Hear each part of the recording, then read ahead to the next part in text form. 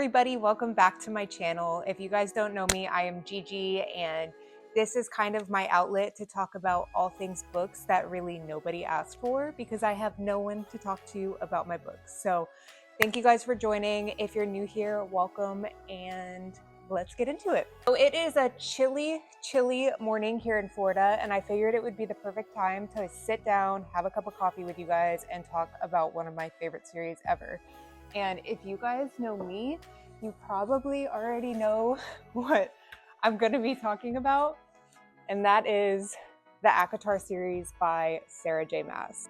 Okay, and it is crazy for me to hold this up, like actually feeling how heavy this is insane, because this stack of books is so big. And you guys know, if you've been here for any length of time, I used to hate reading.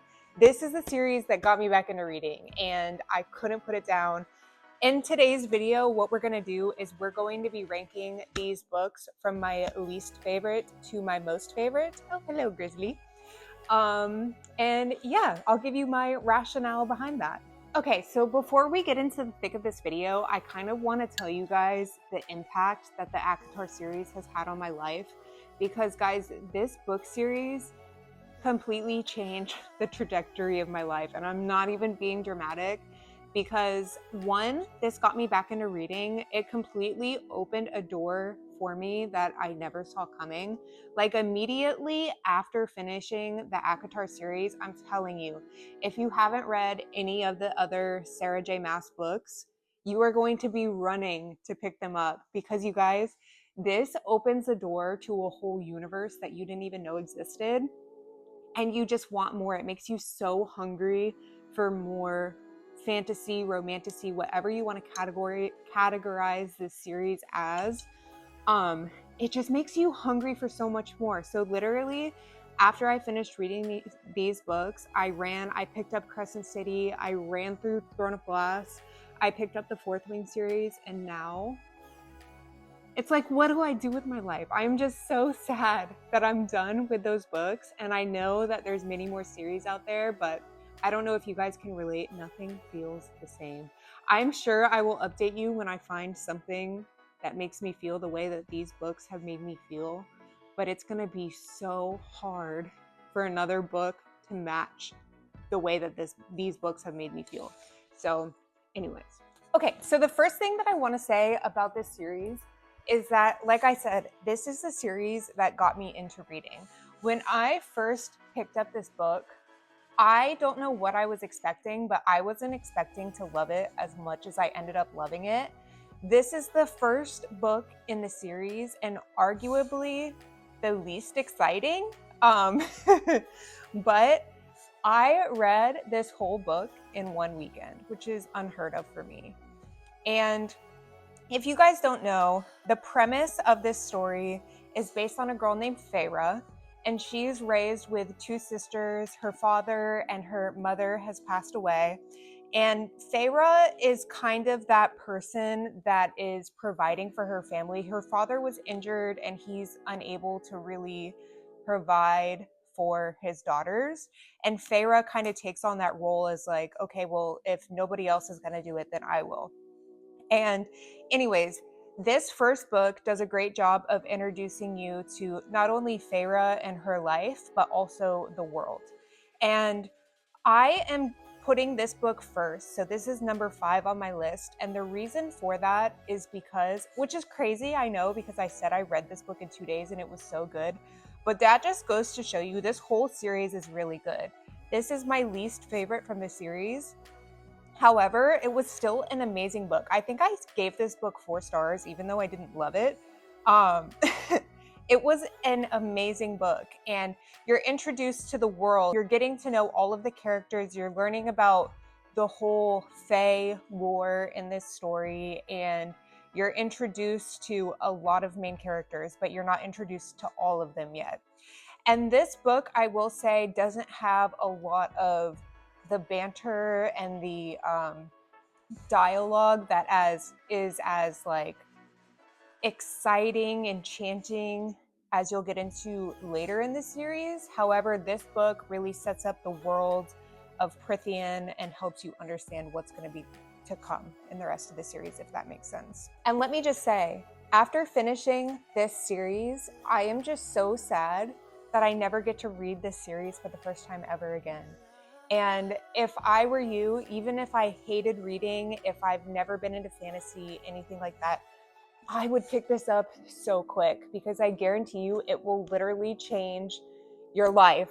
And I'm not being dramatic. Okay, number 4 in my ranking, A Court of Frost and Starlight. Now, this book is a little novella. This is the 4th book in the series. However, some people call it book number 3.5 because it's really just a novella. It is short compared to the rest of the books. And the reason this is ranking number 4 for me is because this book is really like a break from what's going on in the story. This comes after 3 very eventful and traumatic things occurring in the ACOTAR plot. So this book kind of acts as like a fun Christmas story break, and it takes you out of the world. I don't think that this is a boring book per se. I'm glad it is as short as it is, because if it was unnecessarily long, it definitely would have been number 5 on my list. But this is an easy, like, read it in a day kind of book and just kind of get good feelings and take a break from all the trauma that's been going on. My next one may be an unpopular opinion. I know that this is some people's favorite book from the series. However, it was not mine. Coming in at number 3, this is A Court of Wings and Ruin, also known as ACOTAR, and it is very long.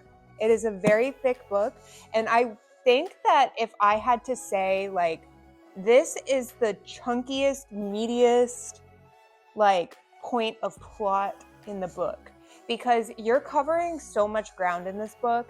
There's politics, there's war, there's love, there's character development. There's so many things going on in this book, and it really is fantastic. This is literally a 5-star read for me. However, the 2 books that I ranked higher than this are amazing. So that's the reason that this book is number 3. This being number 3 doesn't mean that it's not a good book. This book is amazing. This book made me cry. This book was heart-wrenching, gut-wrenching. It made you feel all of the emotions. This is like a spectrum of emotions. This whole book is like a punch to the gut, if you will. But this book is amazing, and this is my number 3. Coming in at number 4, you guys, we are coming down to the wire. Now, this book I know is another divisive book because, again, this is some people's favorite book from the ACOTAR series. And coming in at number 2, A Court of Mist and Fury. Now, you guys, this book is so unbelievably good. Like, the banter, the falling in love, the build up, you guys, the way that I'm telling you, like, I was flying through this book because I needed to get to chapter 55.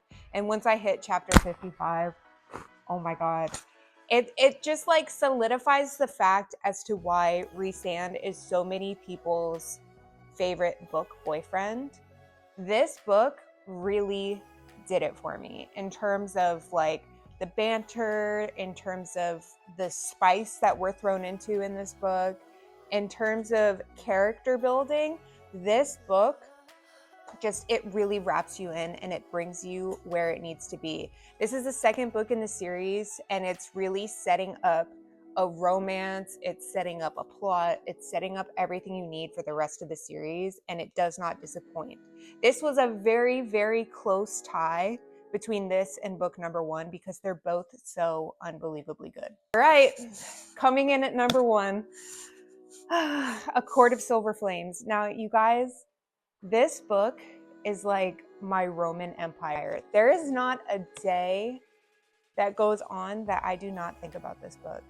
And I know that, again, this is a very divisive book because some people love Nesta, some people hate Nesta, and basically this book is all about Nesta.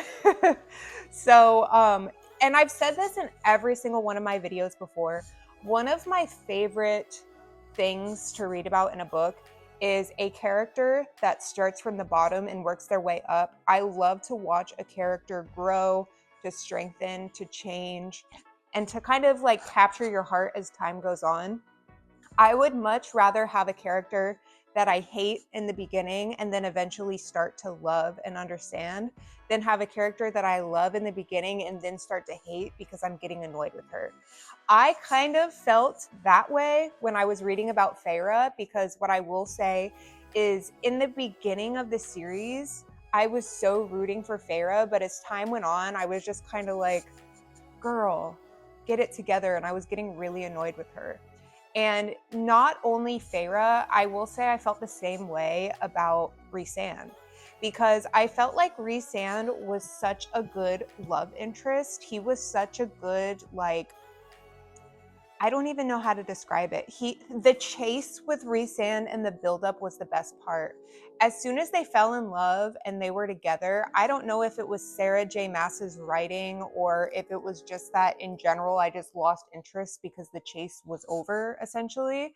But once Rhysand and Feyre were like together, I completely lost interest in him. He became boring, she became annoying, and I felt like I wasn't interested in their story anymore.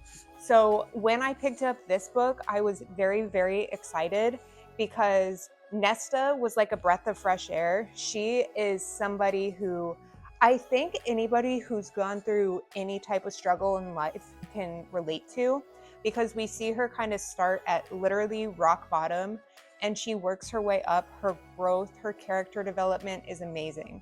And we see her go through the whole range of emotions of struggle, of not wanting to continue, of like trying her hardest to be the best that she can possibly be. And this book with all these pages is like, it gives you an example of like, even if you're in a bad place in your life, this shows you like it can be worse, but you can still end up better for it, if that makes sense.